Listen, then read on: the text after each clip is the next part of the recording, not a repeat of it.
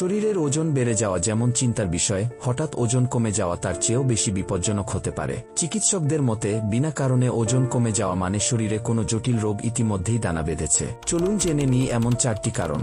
Thyroid সমস্যা।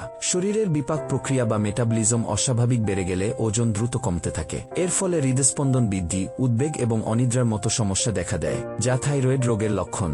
অন্ত্রের রোগ। সিলিয়াক বা ক্রোহন ডিজিজের মতো সমস্যার কারণে অন্ত্র খাবার থেকে প্রয়োজনীয় পুষ্টি শোষণ করতে পারে না, ফলে সঠিক খাবার খাওয়ার পরেও শরীর শুকিয়ে যেতে থাকে।